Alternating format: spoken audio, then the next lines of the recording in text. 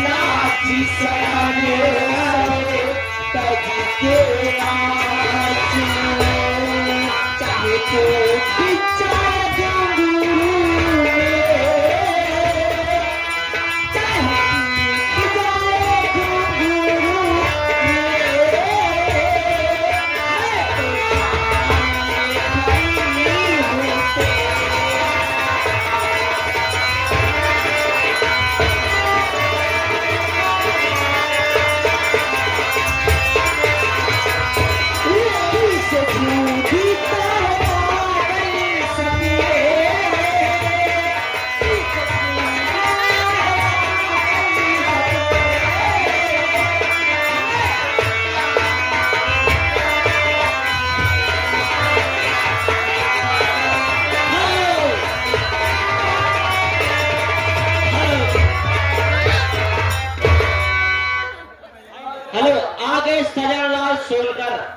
सजनलाल सोनकर मेरा मालिक की तरफ से 51 रुपए का पुरस्कार परिचय दूंगा।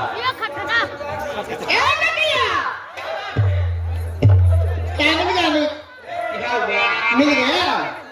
अरे भाई मुझे ढूंढ रही थी। नहीं गर्मी चलो कैसे रहोगे? ए दीदी हाँ जैसे तड़का मचाते हुए आई हो। क्या बताओगे? तड़का मचाते हुए चलो। तू बताना चाहती हो?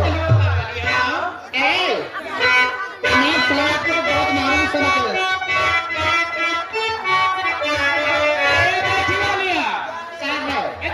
पूछना चाहती हूँ तो चुगता है कैसे बता?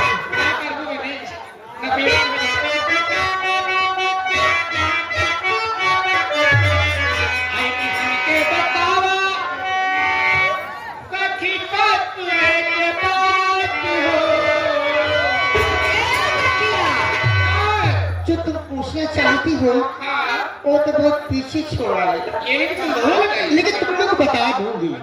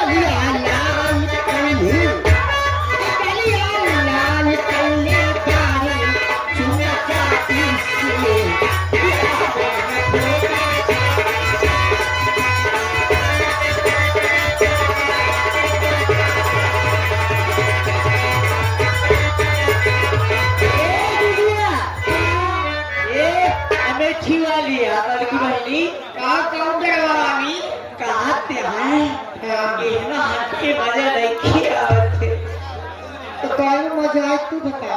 हाँ एहना के मजाओ जो ढेर गड़बो हरे बैठा है देख रहा दिखा छे मोछा फड़का के आगे बोलो बोलो बोलो। ये हमारे अंकल मजाते हैं सही काली लावा कमर में चुप जाए वहां पैसे निकाल के खाई देता ए मास्टर